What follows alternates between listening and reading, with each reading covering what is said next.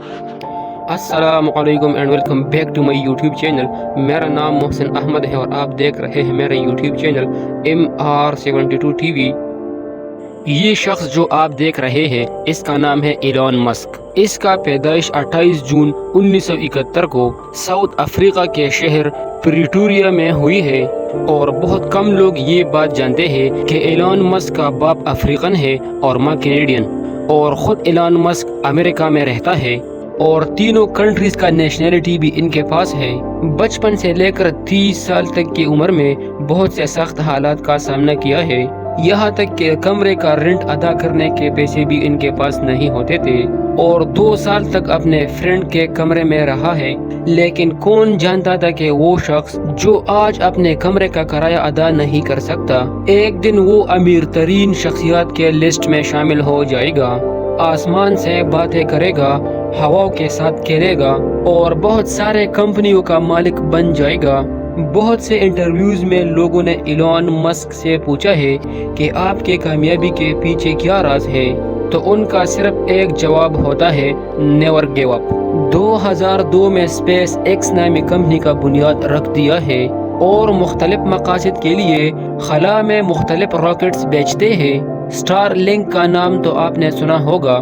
یہ وہ سیٹلائٹس ہیں جو ایلون مسک نے زمین کے لو آربٹ میں لانچ کیے ہیں، جو زمین سے صرف 100 کلومیٹر کے دوری پر ہے، اور ان سیٹلائٹس کا کام ہے تمام دنیا کو تیز ترین انٹرنیٹ پرووائڈ کرنا، چاہے آپ صحرا میں ہو، پہاڑوں میں ہو، سمندر میں سفر کر رہے ہو یا ہوائی جہاز میں سفر کر رہے ہو، حتیٰ کہ آپ دنیا کے جس کونے میں بھی ہو، آپ کو یہ سیٹلائٹ تیز ترین انٹرنیٹ پرووائڈ کرے گا۔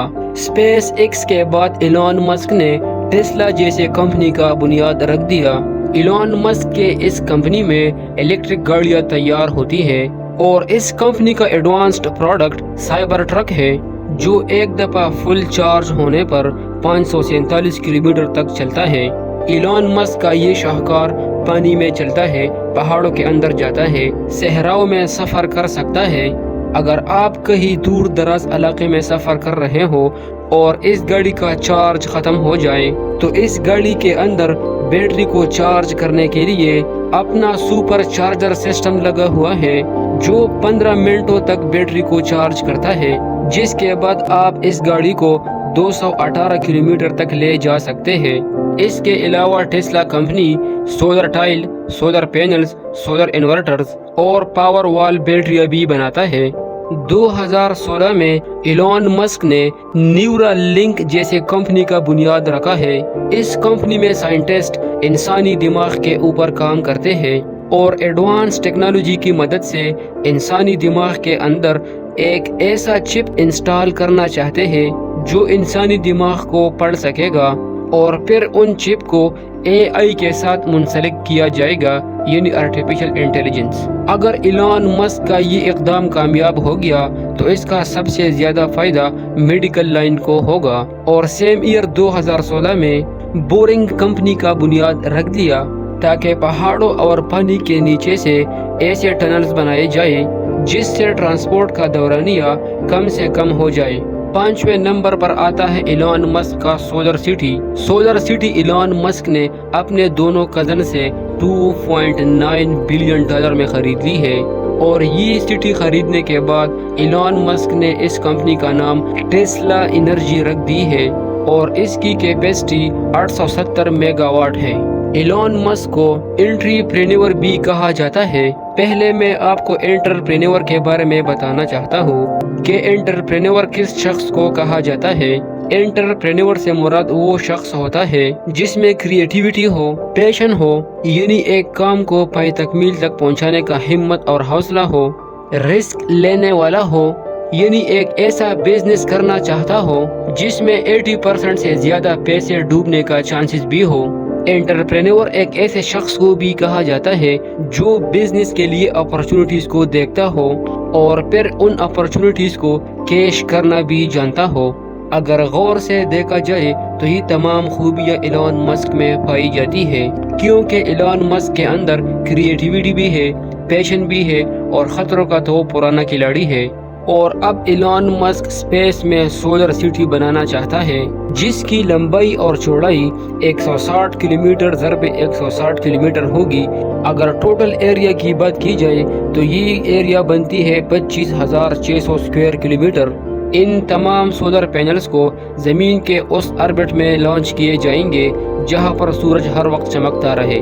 یہاں پر آپ بھی سوچ رہے ہوں گے کہ اسپیس سے زمین تک بجلی کس طرح آئے گی، تو اس کا سمپل جواب ہے انرجی کنورژن۔ اس میں تاروں کی ضرورت نہیں ہوتی، تو آئیے میں آپ کو ڈیٹیل میں سمجھا دیتا ہوں۔ یقیناً یہ تمام سولر پینلز زمین کے ٹاپ آربٹس میں لانچ کیے جائیں گے اور زمین کے لو آربٹ میں سینکڑوں کی تعداد میں ایسے سیٹلائٹس لانچ کیے جائیں گے جس کے اوپر مائکرو ویو سینڈر اور ریسیور فٹ ہوگا۔